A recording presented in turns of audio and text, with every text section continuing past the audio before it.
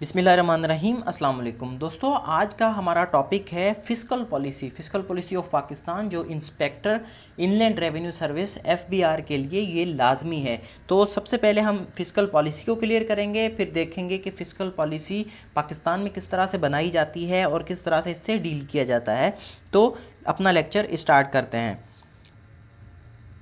सबसे पहले देखते हैं कि फ़िस्कल पॉलिसी होती क्या है। फ़िस्कल पॉलिसी का मतलब ये है कि गवर्नमेंट की स्पेंडिंग्स और टैक्सेशन जो कि इकॉनमी को बेहतर बनाने के लिए यूज़ की जाती हैं, उसको क्या कहते हैं, फ़िस्कल पॉलिसी। सिंपली अगर देखें तो ये एक फ़िस्कल पॉलिसी एस्टिमेट होता है कि कितनी हमने टैक्सेशन करनी है, टैक्स कितना कलेक्ट करना है, ठीक है, और उसको किस तरह से स्पेंड करना है, यानी उसको किस तरह से खर्च करना है। दो ही चीज़ें होती हैं, ठीक है, और इसको कौन करता है, गवर्नमेंट करती है, ठीक है। जो फाइनेंस मिनिस्टर होता है वो इसको देखता है, सही है। तो इसमें दो चीज़ें हैं, जैसे नीचे हमने देखा कि टैक्सेशन और स्पेंडिंग्स, उसको मिला के क्या कहते हैं, एक साउंड इकोनॉमी बनाना, ये होता है मकसद फ़िस्कल पॉलिसी का। फिस्कल पॉलिसी की अगर टाइप्स देखें तो दो तरह की टाइप्स होती हैं। एक होती है एक्सपांशनरी फिस्कल पॉलिसी, दूसरी होती है कॉन्ट्रैक्शनरी फिस्कल पॉलिसी। नाम से ही पता चल रहा है, एक्सपांशन का मतलब ये होता है कि इकोनॉमी को बूस्ट करना, इसका मकसद ये होता है, ठीक है। और ये कब यूज़ होती है, जब किसी भी मुल्क में हाई एम्प्लॉयमेंट, अनएम्प्लॉयमेंट यानी बेरोज़गारी बहुत ज़्यादा हो, और रिसेशन हो यानी इकोनॉमिक डेवलपमेंट ना हो, जिस तरह से अभी पाकिस्तान की सिचुएशन है। तो ये इस तरह की सिचुएशन में काम आती है, और ये किस तरफ लीड करती है, गवर्नमेंट को ये इस तरफ लीड करती है कि आप टैक्सेस को कम करें और स्पेंडिंग ज़्यादा करें, ज़्यादा से ज़्यादा स्पेंडिंग करें। अब उसमें बाहर से स्पेंडिंग आए या अंदर से मुल्क से ज़्यादा से ज़्यादा स्पेंडिंग होगी, तो फिर क्या होगा, वहाँ पर स्पेंडिंग किस चीज़ में, बिज़नेस में स्पेंडिंग होगी, इंडस्ट्री में स्पेंडिंग होगी, तो लोगों को जॉब्स मिलेंगी और वो सेल्फ सफिशिएंट होंगे, ठीक है। इसका मकसद ये होता है कि इकोनॉमी को स्टिमुलेट करना, सही है, ताकि जो लोग हैं, आम बंदे हैं, उनकी कंज्यूमर की परचेजिंग पावर जो है ना वो बढ़ जाए, हर किसी के पास पैसे आए, ठीक है। जब मुल्क में इन्वेस्टमेंट होगी, इंडस्ट्री लगेगी, हर किसी को जॉब मिलेगी, बिजनेस होगा, हर किसी के पास पैसे होंगे, तो लोग खर्च ज़्यादा करेंगे। जब खर्च करेंगे तो फिर क्या होगा, इकोनॉमी का पहिया जो है ना वो स्मूथली चलेगा, सही है। इससे इकोनॉमी क्या होगी, बढ़ जाएगी। फिर क्या सेकंड में है कि कॉन्ट्रैक्शनरी किस तरह से होती है, कि इसका मकसद ये होता है कि इकोनॉमी को स्लो करना, सही है। इकोनॉमी को स्लो कब करते हैं, जबकि मुल्क में इन्फ्लेशन बहुत ज़्यादा हो जाती है, सही है, यानी महंगाई बहुत ज़्यादा हो जाती है, सही है, लोगों के पास पैसा ज़्यादा होता है, चीज़ें कम होती हैं, ठीक है। तो उस वक्त क्या होता है, महंगाई बहुत ज़्यादा हो जाती है, तो उसको कम करने के लिए कॉन्ट्रैक्ट करते हैं इकोनॉमी को, और इससे क्या होता है, इससे टैक्सेस ज़्यादा कर देते हैं, ठीक है, ज़्यादा से ज़्यादा टैक्स लगाए जाते हैं, ताकि जो है ना वो इन्फ्लेशन वो कंट्रोल में आए, लोग जो है ना वो चीज़ों को, जो फजूल चीज़ें हैं वो ज़्यादा ना ख़रीदें, और स्पेंडिंग जो है ना उसको कम करने की कोशिश की जाती है। जिस तरह से हमने लग्जरी आइटम्स पे भी देखा कि पाकिस्तान में इंपोर्ट्स बहुत ज़्यादा हो रही थी, लोग बहुत ज़्यादा चीज़ें इंपोर्ट कर रहे थे, सही है। तो इन्होंने क्या किया, इंपोर्ट के ऊपर टैक्सेशन की, ताकि लोग कम से कम करें, ठीक है।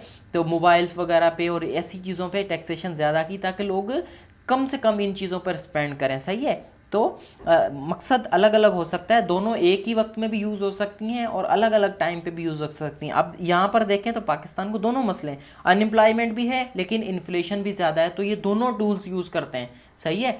इंपोर्ट को कम करने के लिए इन्होंने यूज़ किया कॉन्ट्रैक्शनल, यानी टैक्सेस बढ़ा दिए, और जो है ना दूसरी चीज़ों को कम करने के लिए, अनएम्प्लॉयमेंट वगैरह को करने के लिए स्पेंडिंग ज़्यादा कर रहे हैं। तो ये इसकी टाइप्स होती हैं। मकसद क्या होता है, ऑब्जेक्टिव क्या होता है, ऑब्जेक्टिव ये होता है कि जो मुल्क की इकोनॉमी है उसको स्टेबलाइज किया जाए, ये एक इसका बड़ा मकसद होता है। और उसके अलावा प्राइस स्टेबिलिटी, यानी जो मुल्क में है चीज़ों की प्राइसेस हैं वो स्टेबल रहें, और एम्प्लॉयमेंट जो है वो बढ़ जाए, मुल्क में मुलाजमत लोगों को मिले, लोगों के पास रोज़गार हो, ठीक है। और उसके अलावा एलोकेशन ऑफ रिसोर्सेज, जो भी गवर्नमेंट के पास पैसा होता है उसको किस तरह से एलोकेट करना है, कहाँ कहाँ पे खर्च करना है, सही है।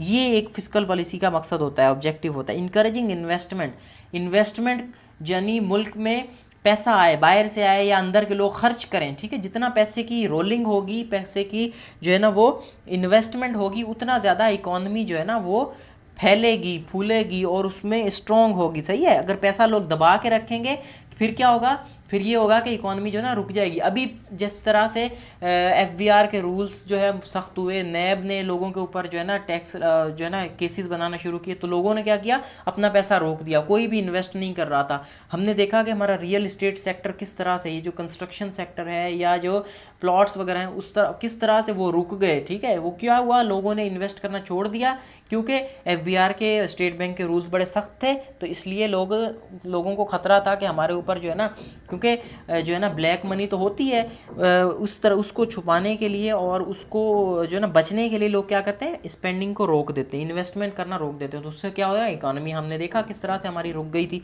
तो इनकरेज करने के लिए जो है ना वो फिस्कल पॉलिसी बनाई जाती है कि लोग ज़्यादा से ज़्यादा इन्वेस्ट करें। सही है। फिर इकोनॉमिक डेवलपमेंट, इकोनॉमिक की जो है ना ग्रोथ हो। ठीक है, ठीक है, मुल्क में ज़्यादा से ज़्यादा चीज़ें बने, जीडीपी स्ट्रॉन्ग हो। और उसके अलावा कैपिटल फॉर्मेशन एंड ग्रोथ, ये भी वही चीज़ है कि ग्रोथ उसकी जो है ना वो ज़्यादा से ज़्यादा हो और कैपिटल मुल्क में ज़्यादा से ज़्यादा आए। तो ये कुछ मकसद होते हैं, ऑब्जेक्टिव्स होते हैं। अब टूल्स कौन कौन से होते हैं, कौन सी चीज़ें होती हैं जिसके थ्रू गवर्नमेंट ये करती है, फिस्कल पॉलिसी जो है ना वो बनाती किस तरह से है, और कौन से टूल्स, कौन सी चीज़ें होती हैं जिसके साथ खेल कर जो गवर्नमेंट है वो इसको ऊपर लेके जाती है। तो पहला है टैक्सेशन। टैक्सेशन जो है ना वो है फंड्स जो किसकी, डायरेक्ट और इनडायरेक्ट टैक्सेस की फॉर्म में फंड्स कलेक्ट किए जाते हैं, कैपिटल गेंस, ठीक है, टैक्सेस जो होते हैं इन्वेस्टमेंट से वो लिए जाते हैं, ताकि क्या हो, गवर्नमेंट जो है ना फंक्शन करती रहे प्रॉपरली, जो है ना उसका पहिया चलता रहे। सही है। इस तरह से फंड्स हमारे पास आते हैं। ठीक है, यानी अगर हमने स्पेंड करना है तो हमें पैसा भी तो चाहिए ना, पैसा कहाँ से आएगा, टैक्सेस से। ठीक है, और फिर टैक्सेस क्या करते हैं, वो कंज्यूमर की जो इनकम है, जो आम आदमी है उसकी इनकम को अफेक्ट करते हैं। ठीक है, और फिर उसको चेंज करते हैं किसमें, कंजम्पशन में। ठीक है, और फिर उससे अलावा जो है ना कंजप्शन जब ज़्यादा होती है, यानी लोगों के पास अगर पैसा आएगा फिर वो कंज्यूम भी ज़्यादा करेंगे, ज़्यादा से ज़्यादा चीज़ें खरीदेंगे, और जो है ना वो बिज़नेस अच्छा होगा और मुल्क की जीडीपी जो है ना वो ग्रो करेगी। फिर है जो है वो स्पेंडिंग। अगर पैसा आ गया, अब उसको स्पेंड किस तरह से करना है। स्पेंडिंग में क्या होता है, जिस तरह से हमारे पास वेलफेयर प्रोग्राम्स होते हैं, गवर्नमेंट जो है ना बोल दे ठीक है भाई, हम जो आम आदमी गरीब की फलाह बहबूद के लिए काम करेंगे, वहाँ पर स्पेंडिंग होगी, यानी हेल्थ वगैरह में, एजुकेशन में खर्च करते हैं। ठीक है, उसके अलावा गवर्नमेंट सैलरीज़, ठीक, सैलरीज़ जो है ना वो इंक्रीज़ करते हैं गवर्नमेंट मुलाजमों की, उससे क्या होगा, उससे फिर वो डायरेक्ट टैक्स उसकी उसमें से काटेंगे। ठीक है, उसकी जब परचेजिंग पावर अच्छी होगी तो फिर दोबारा टैक्सेशन उसमें से आएगी।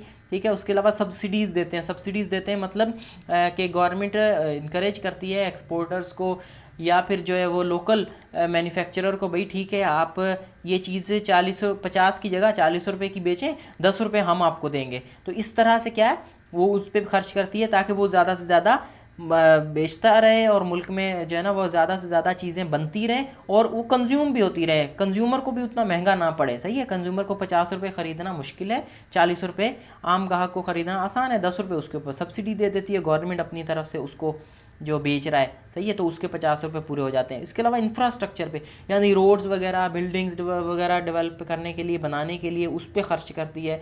ठीक है, तो रोड सिर्फ रोड ही नहीं है, बाकी चीज़ें भी हैं, जिस तरह से बिल्डिंग्स हैं, किसी भी गांव में स्कूल बनाना है, वहाँ पर हेल्थ का सेंटर बनाना है, तो उसके ऊपर खर्च करती है। ठीक है, अब गवर्नमेंट स्पेंडिंग से क्या होता है, उसमें एक पावर होती है कि वो रियल जीडीपी को जो है ना वो बढ़ा सकती है या कम कर सकती है। तो इस स्पेंडिंग से यही होता है कि जीडीपी इंक्रीज होती है। ठीक है, तो इसलिए ये एक फिस्कल पॉलिसी का टूल है जिसको यूज़ करके जो है वो इकोनॉमी को कॉन्ट्रैक्ट या जो है ना वो एक्सपांड किया जा सकता है।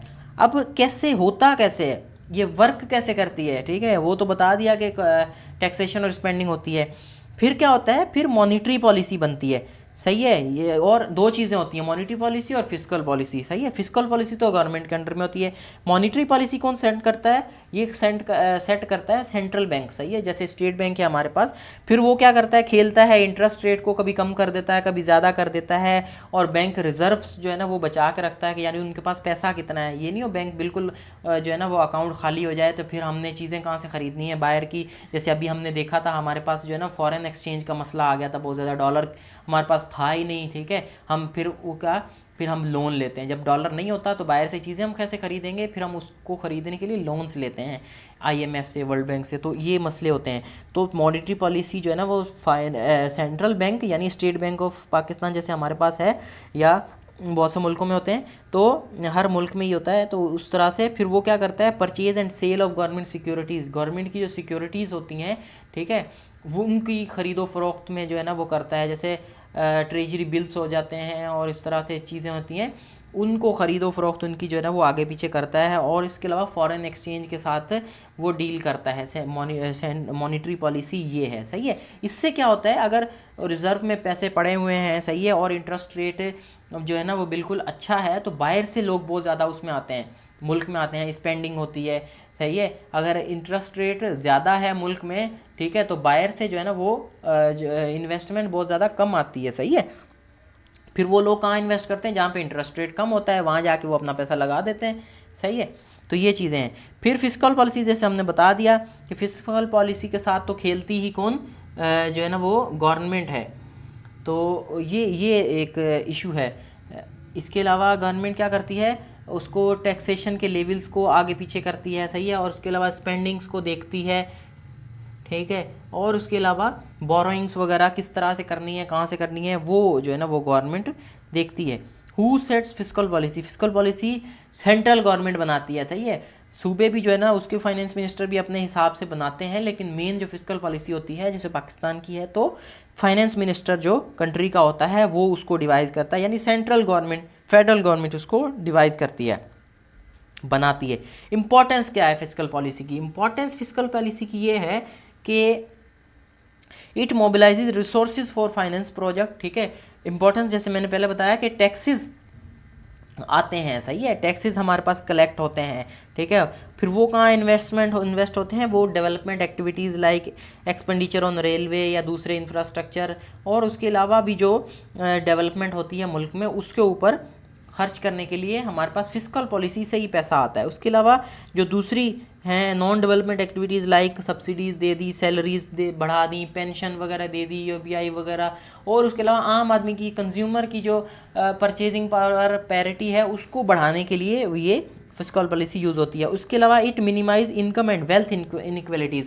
अब क्या करती है फिस्कल पॉलिसी में, वेल्थ और इनकम इनइक्वलिटी यानी जो उसमें इम्तियाज़ होता है उसको ख़त्म करती है, यानी कुछ लोग अमीर से अमीर होते जा रहे हैं, कुछ लोग जो सिर्फ वो गरीब ही रहते हैं, उसमें फ़र्क को कम करने की कोशिश करती है, सही है।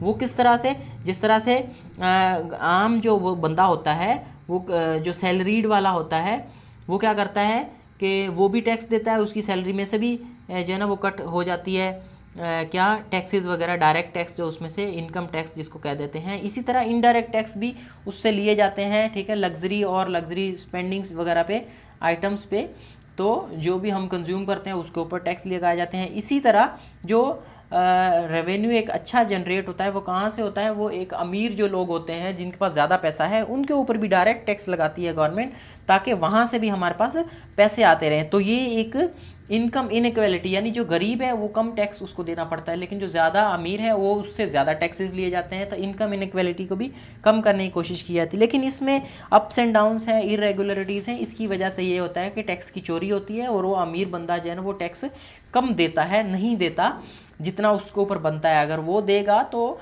वेलफेयर स्टेट बन जाएगी और बहुत ज़्यादा इकोनॉमी स्ट्रॉन्ग हो जाएगी।